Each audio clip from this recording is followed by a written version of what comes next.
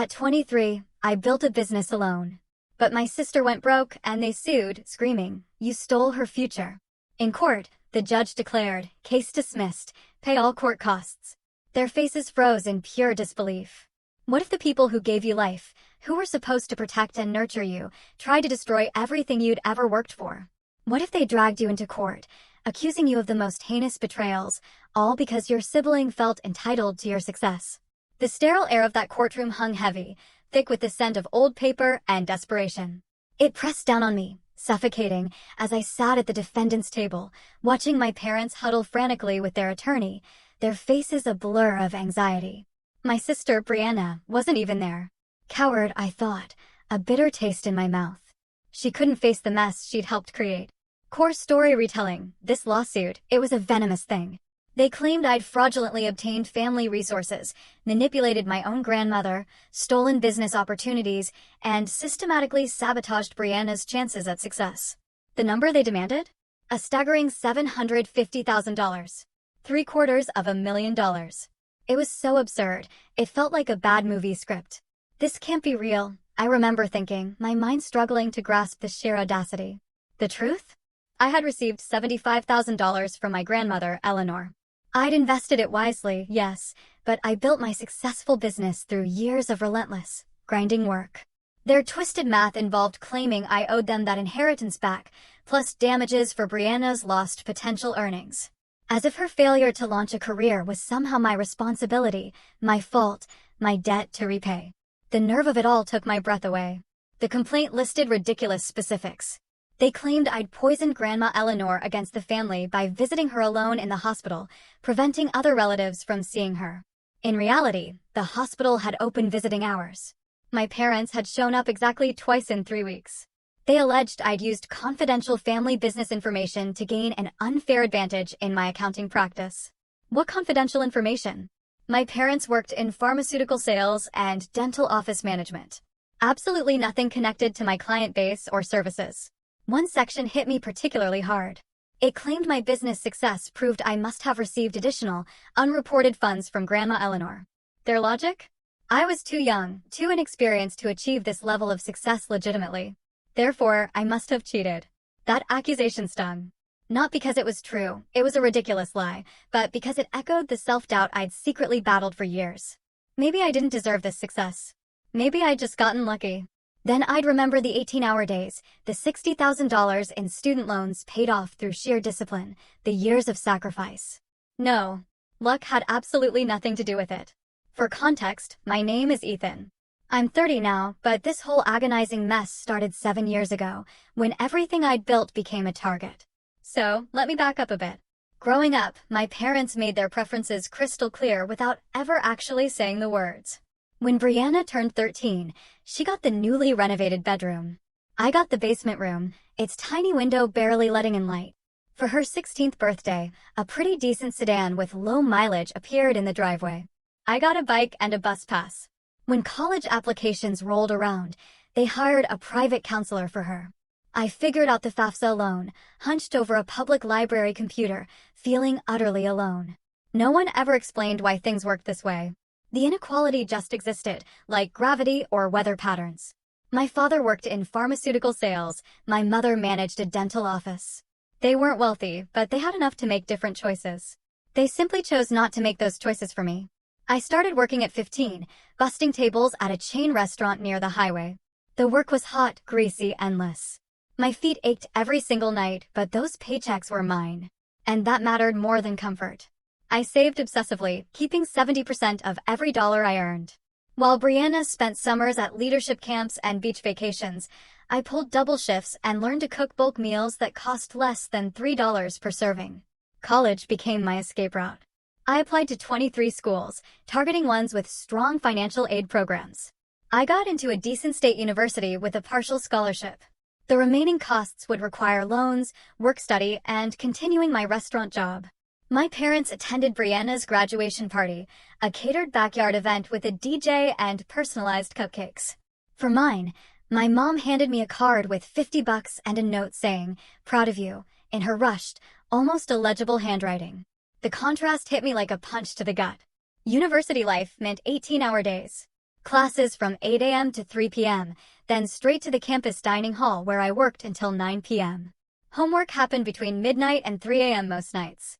I survived on coffee and pure, unadulterated spite. Honestly, the spite kept me sharper than the caffeine. Every time my roommate mentioned her parents sending care packages or paying her credit card bills, that familiar anger would spike in my chest. I channeled it into my accounting coursework, into my job performance, into every single decision I made. Brianna, meanwhile, attended a private college 2 states over. Tuition ran $45,000 annually. My parents covered everything: her apartment, meal plan, spending money. She joined a sorority, studied communications, and posted endless photos of formal events and ski trips. I watched her life unfold through social media, each post a painful reminder of a parallel universe where parental support existed. During sophomore year, I started freelancing. Basic bookkeeping for small businesses, tax preparation for individuals, anything that paid. I found clients through online forums and local business associations. The work came in slowly, maybe $500 a month, but I was meticulous, fast, and cheap compared to established firms. Word spread. After about 2 years, I was pulling $2,000 monthly on top of my regular job. The student loans felt like chains wrapped around my future. $60,000 by graduation, even with scholarships and my income. I looked at the repayment schedules and calculated how many years of minimum payments it would take. The number made me physically ill.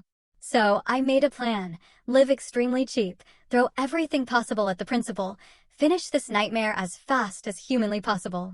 My first apartment after graduation was a studio in a rough neighborhood. $400 monthly, utilities included. The building had roaches and unreliable heat, but I didn't care.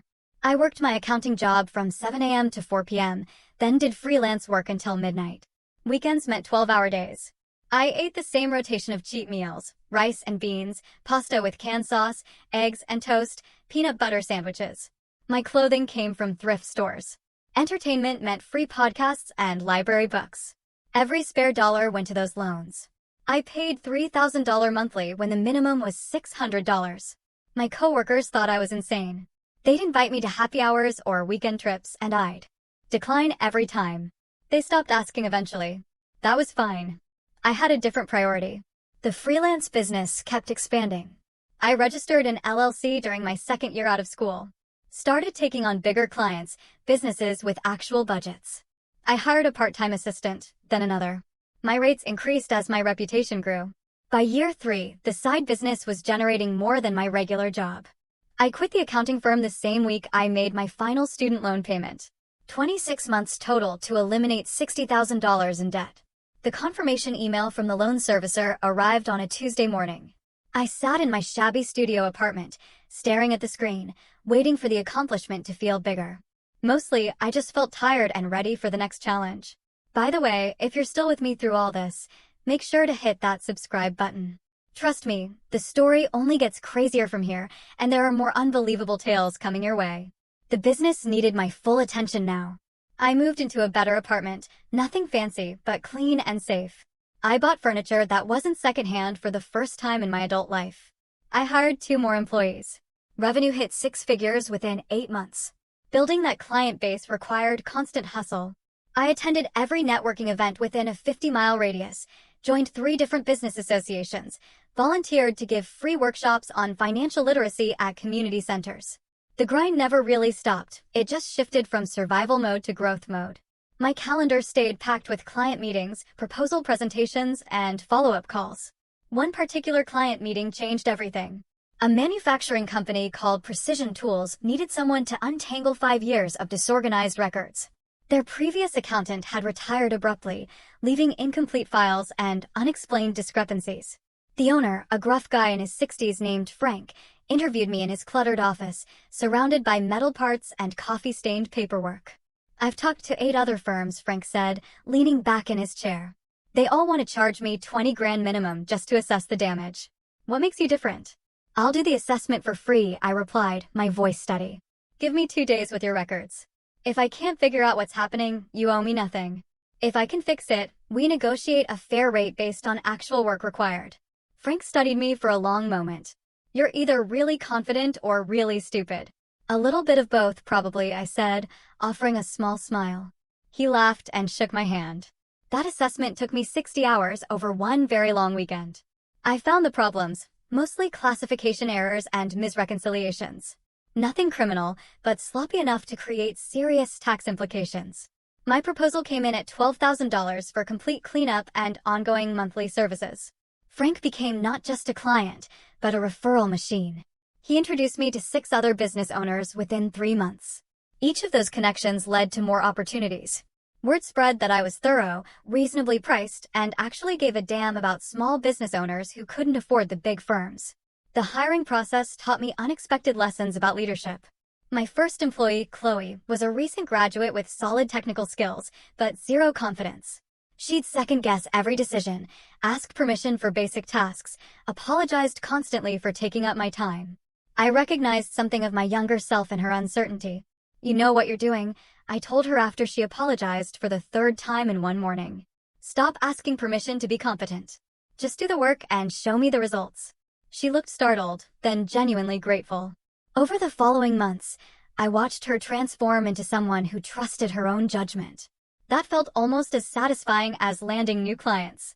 Building other people up while building a business created a different kind of success, one that multiplied beyond just revenue numbers. My parents called occasionally during this period, always brief conversations where they'd ask surface-level questions about my job. They never asked about the loans, never offered help, or even acknowledged the disparity in how they treated us. Brianna had graduated by then, moved home, and was exploring her options, according to my mother's vague updates. During one particularly awkward phone call, my father mentioned they were planning a family vacation to Florida. "Your sister really needs this break," he said. "She's been through a lot with the job search." I bit back the obvious response about how I'd worked 3 jobs simultaneously without any family vacations. Instead, I just said, "That sounds nice. Hope you have good weather." He added, "We'd invite you, but I know you're too busy with work." The casual dismissal stung, even though I had no interest in joining them. It wasn't about wanting to go. It was about never being considered in the first place. The assumption that I'd always be too occupied or too detached to be included. They created that distance through years of choices, then blamed me for maintaining it. Then my grandmother got sick. Grandma Eleanor had always been different with me. She'd sneak me 20s when my parents weren't looking, take me for ice cream, ask real questions about school. During college, she sent care packages that actually helped, practical stuff like socks and stamps and grocery store gift cards. Nothing extravagant, but it showed she paid attention. The cancer diagnosis came suddenly, stage 4, spreading fast. I visited her in the hospital every day after work, sitting beside her bed while machines beat their monotonous rhythms. We talked about everything except her dying, which seemed to be her preference. She asked about my business, made me show her the website, told me she'd always known I'd figure things out. 3 weeks before she passed, she asked me to bring her attorney to the hospital. They met privately for an hour. Afterward, the lawyer, Mr. Davies, handed me his business card and said, "Grandma Eleanor wanted me to call him after the funeral." I had no idea what that meant. The funeral was the first time I'd seen my whole family in over a year. Brianna looked different, thinner, anxious. She barely made eye contact. My parents seemed older somehow, grayer, more hunched. We didn't talk much beyond basic pleasantries. The service was dignified and sad, exactly what Grandma Eleanor would have wanted. At the reception afterward, held at a local community center, I stood near the back, nursing a cup of terrible coffee. Relatives I barely knew offered condolences and asked what I was doing with my life. I kept my answer simple, not wanting to invite the inevitable comparisons with Brianna's exploring her options situation. My Aunt Sophia cornered me near the dessert table. She was my mother's sister, warmer and more perceptive than anyone else in the family. "You're doing well," she said. It wasn't a question. "Getting there," I replied carefully. "Eleanor was proud of you," she continued. "She told me so multiple times. Said you had more grit than anyone she'd ever known." Something caught in my throat. She never said that to me. She didn't want you to feel pressured by her expectations, but she saw everything you were doing, the loans, the business, all of it. She knew your parents treated you and Brianna differently. I glanced across the room to where my mother was dabbing her eyes with a tissue while accepting sympathy from neighbors. Did she ever say anything to them about it? Sophia sighed. Once. They got defensive, claimed they were just supporting each child according to their different needs. Eleanor didn't push it further. Family peace mattered to her, even when she disagreed with the choices being made. We stood in comfortable silence for a moment, watching the gathering slowly disperse. "Thanks for telling me," I finally said. "You deserve to know." Mr. Davies called me 4 days later. His office was downtown, in one of those old buildings with high ceilings and creaky wooden floors. He sat behind a massive oak desk, reading glasses perched on his nose, and explained that my grandmother had left me $75,000. The rest of her estate, roughly equal amounts, went to my parents and my aunt. I sat stunned, processing the information. $75,000.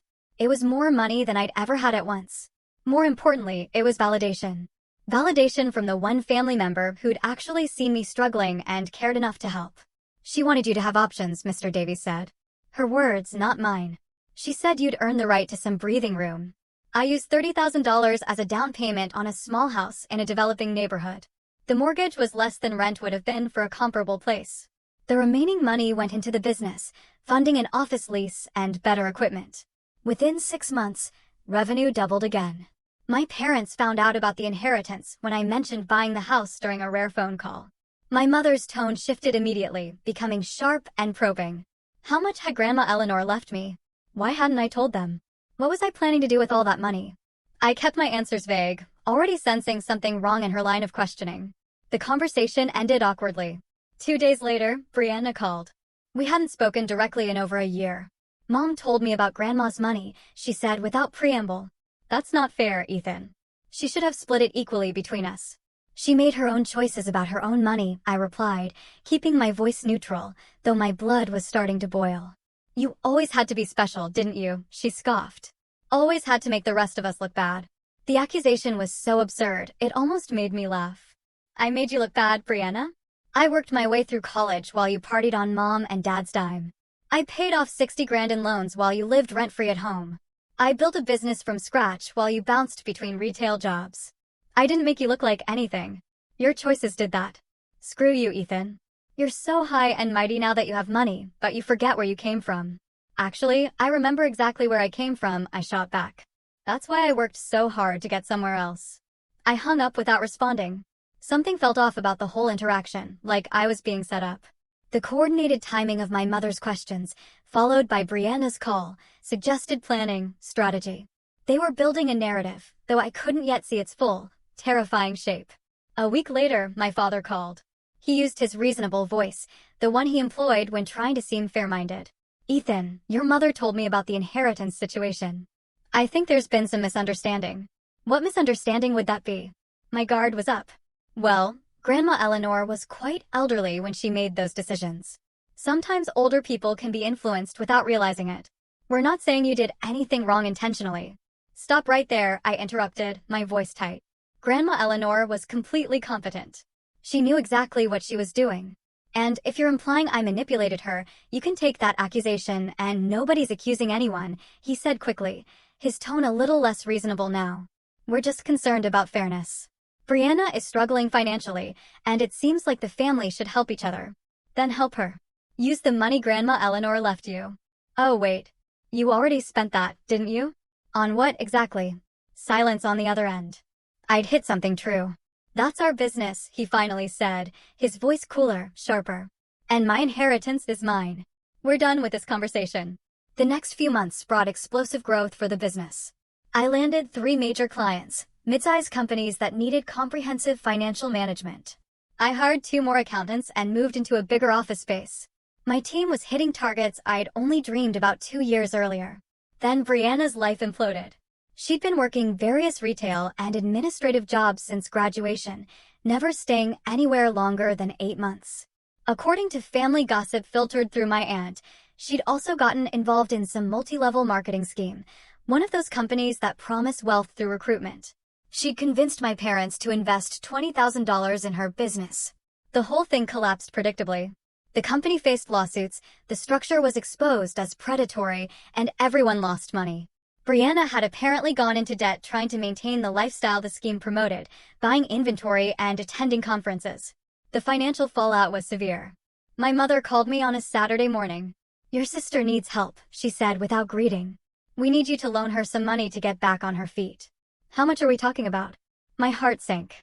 $50,000 would cover her debts and give her a cushion for a fresh start. I almost laughed. $50,000. Asked for like it was a casual favor. I'm not doing that. Ethan. She's family. She made some mistakes, but she deserves a second chance. She's had nothing but chances. I'm not funding her poor decisions. My mother's voice went cold. Cutting. We gave her that investment money because we believed in her. You got grandma's inheritance because of manipulation. The least you could do is help your sister now. Manipulation. My hands were shaking with anger. I visited grandma in the hospital. I spent time with her. That's not manipulation. That's caring about someone. You knew she had money. You positioned yourself to benefit. I hung up. My hands were shaking with anger, but also something else. Fear, maybe. The accusation was absurd, but the fact that she'd made it at all meant something worse was brewing. 3 weeks later, I received a letter from an attorney's office I didn't recognize. A legal complaint. Multiple pages, dense language. My parents and Brianna were suing me for unjust enrichment, elder manipulation, and tortious interference with familial relationships. They claimed I'd isolated my grandmother, poisoned her against them, and fraudulently obtained inheritance money that should have been distributed equally. I called my own attorney immediately, a guy named David Chin, who'd helped me with business contracts. He read through the complaint over the phone, occasionally making skeptical noises. This is weak, he said finally. Really weak. They're throwing accusations without evidence. Your grandmother had the legal right to distribute her assets however she wanted. Unless they can prove you coerced her or she wasn't mentally competent, they've got nothing. Can they prove those things? Did you coerce her? Was she mentally incompetent? I asked, my voice barely a whisper. No and no. She was sharp until the end. You just talked. You visited her. Then we're fine, David said with a sigh. We'll file a response. Probably get this dismissed. It's a nuisance suit, honestly. They're angry and looking for someone to blame. Despite David's confidence, anxiety gnawed at me constantly. I'd wake up at 3 a.m., mind racing through worst-case scenarios. What if the judge believed their narrative? What if my success was somehow used as evidence of wrongdoing? What if the legal fees bankrupted the business I'd worked so hard to build? The first few weeks after receiving the complaint were particularly brutal. I'd be in client meetings trying to focus on financial projections, while my brain spiraled into legal catastrophizing. Chloe noticed my distraction during a team meeting where I'd lost track of the conversation entirely. Boss, you okay? She asked after everyone else had left the conference room. I considered deflecting, maintaining professional boundaries, but the stress was becoming unmanageable, and pretending otherwise helped nobody. Family lawsuit, I said simply. They're claiming I manipulated my grandmother. Chloe's eyes widened. That's insane. What are you going to do? Fight it. Win it. Keep working through it. If you need anything, she said, her voice firm. Extra hours, taking on additional clients, whatever helps, just ask. We've got your back. The loyalty meant more than she probably realized. I'd built a team that actually functioned like a team, something my biological family had never managed. These people barely knew me compared to my relatives. Yet, they offered more genuine support than I'd received in 28 years of family membership. The case dragged on for months. My parents' attorney, a sleazy guy named Mr. Gallagher, filed motion after motion, each one more ridiculous than the last. They demanded my business records, claiming I'd used inherited money to unfairly compete with Brianna's business ventures. They wanted my bank statements going back 6 years. They requested depositions from my employees, my clients, even my landlord. David fought everything, but the process was exhausting and expensive. Legal fees mounted. I had to spend hours preparing responses, gathering documents, reliving every interaction with my grandmother. The stress affected my sleep, my work, my health. I lost 15 pounds without even trying. One deposition stands out as particularly surreal. Mr. Gallagher questioned me for 6 hours straight, circling the same topics repeatedly, trying to catch inconsistencies that didn't exist.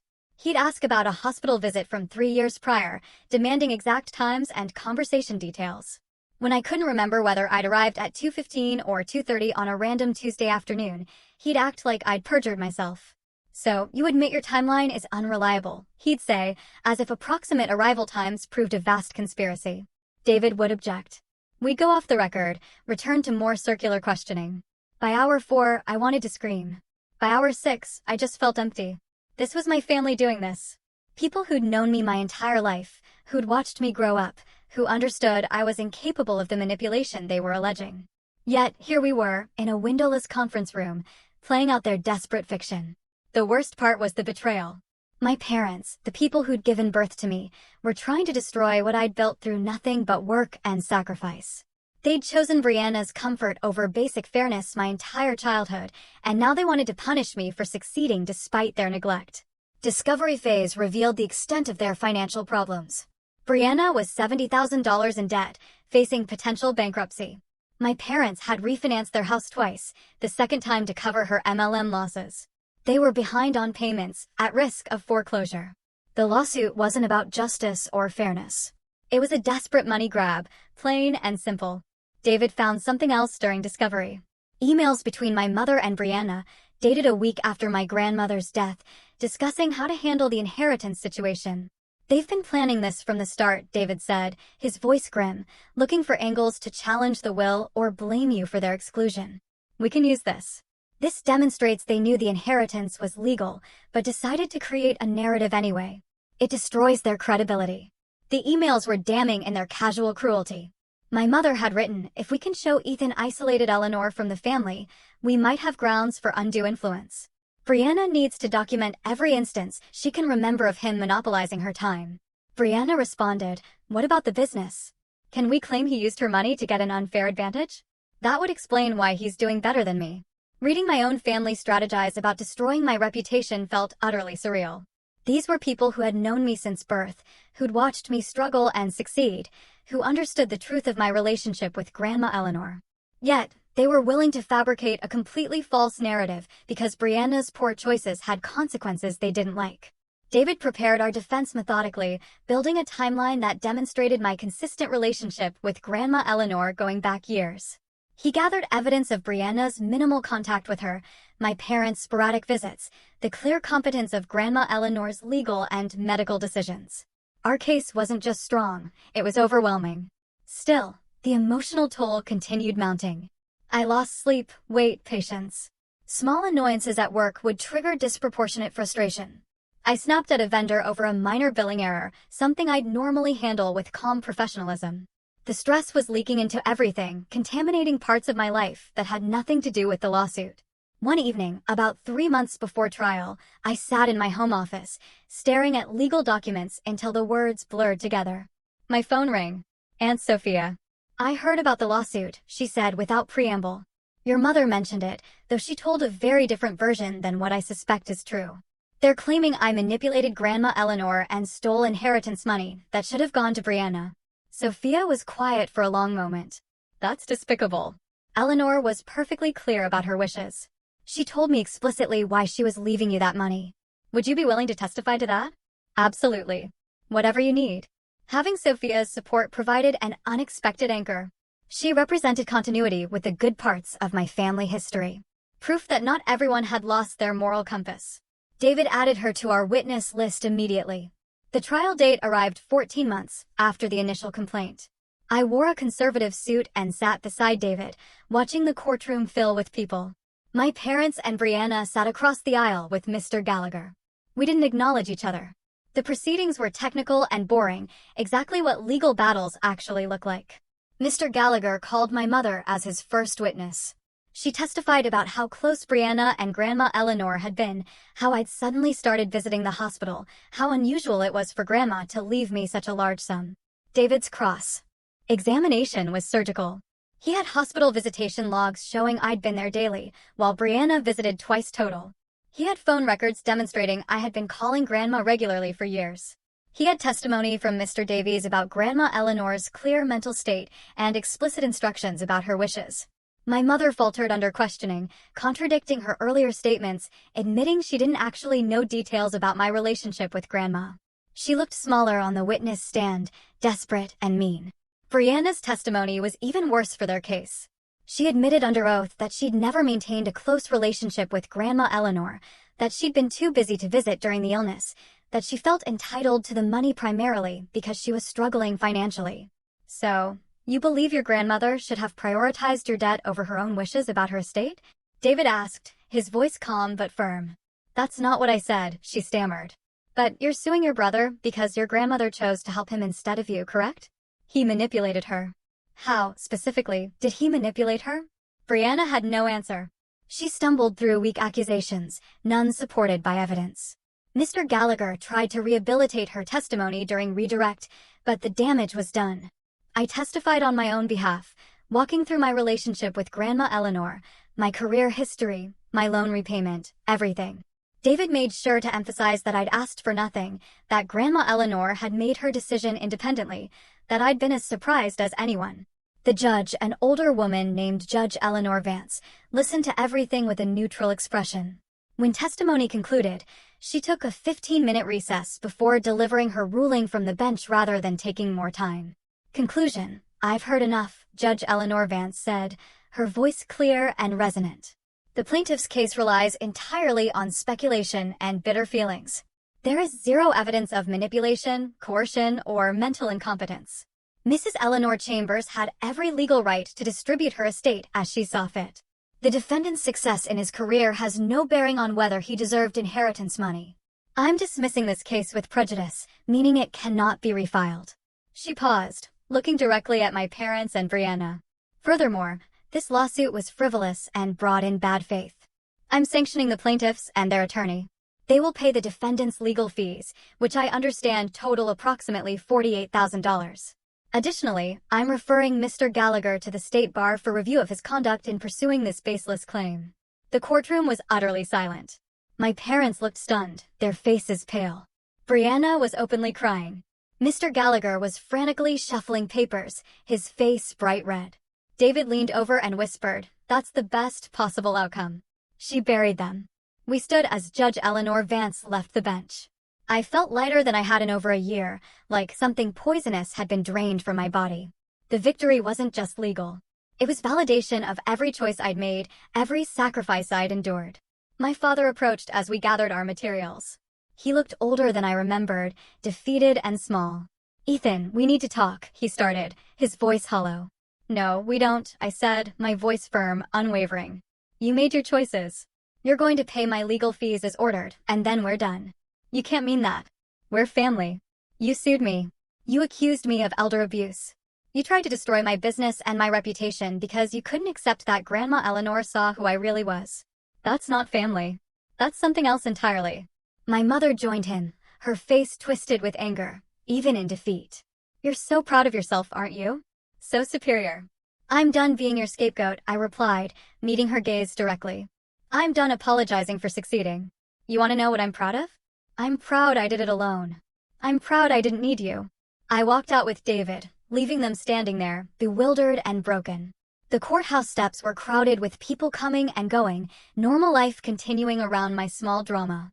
The afternoon sun was bright, almost blinding after the dim courtroom. "What now?" David asked. "Now," I said, a deep breath filling my lungs. "I go back to work. I keep building what I started." The legal fees arrived in my account 6 weeks later, garnished from my parents' wages and Brianna's minimal income. I didn't feel victorious seeing the money. Mostly, I felt tired and sad. Sad about what could have been different. The business continued growing. I hired more staff, opened a second office, expanded services. My story became somewhat known in local business circles, the kid who built something from nothing while fighting a family lawsuit. It brought unexpected clients, people who respected the resilience. My parents lost their house 8 months after the trial. The financial strain from legal fees combined with their existing problems created an impossible situation. They moved into a rental property in a cheaper area. I learned this through my aunt Sophia, who still maintained contact with me despite family pressure. "Your mother asks about you," Aunt Sophia said during one of our occasional coffee meetings. "She won't admit she was wrong, but she's hurt that you've cut them off. She sued me for $750,000 based on lies." What response did she expect? "She's your mother, Ethan. People make mistakes. This wasn't a mistake. This was a calculated attack because they couldn't stand seeing me succeed without their help. There's a difference." Brianna declared bankruptcy and moved back home with my parents. According to Sophia, she was working at a call center and barely speaking to anyone. The golden child treatment had left her fundamentally unprepared for adult life. And now she was paying the price. I didn't enjoy their suffering. That's not who I wanted to be. But I also didn't feel responsible for fixing problems they'd created through their own choices. They taught me early that life wasn't fair. That some people get support and others don't. I'd learned that lesson thoroughly. The business hit $1 million in annual revenue 3 years after the trial. We celebrated with a team dinner, a good restaurant, everyone laughing and sharing stories. These were my people now, the ones who'd worked alongside me, who believed in what we were building. Family wasn't just biology. Sometimes it was choice and effort and mutual respect. I bought a bigger house in a better neighborhood. Nothing extravagant, but comfortable and truly mine. The mortgage payment was easy, the kind of financial ease that would have seemed impossible a decade earlier. I furnished it slowly, picking pieces I actually liked rather than whatever was cheapest. Dating happened occasionally, though work remained my primary focus.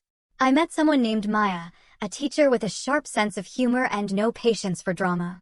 We took things slow, building something genuine without rush.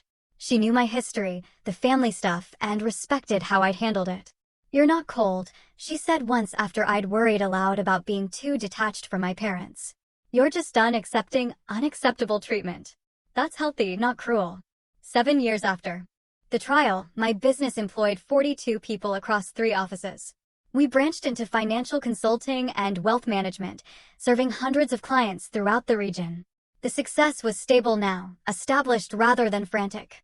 I saw my mother once during that period, a chance encounter at a grocery store. She looked at me across the produce section, and for a moment, something passed between us. Not reconciliation, exactly, but maybe recognition. She nodded slightly. I nodded back. Then we continued shopping separately. That felt about right. Acknowledgement without reconciliation. Respect for shared history without pretending the damage hadn't occurred. Some breaks don't heal. Enforcing them only creates more pain. Brianna sent a letter on my 30th birthday. Short, handwritten, no return address. She apologized for the lawsuit, admitted she'd been jealous and entitled. Said she was working on becoming a better person. She didn't ask for forgiveness or money or contact. She just wanted me to know she understood now what she'd done. I appreciated the letter without feeling obligated to respond. Her growth was necessary, but it didn't erase the past. Maybe someday we'd talk, maybe not.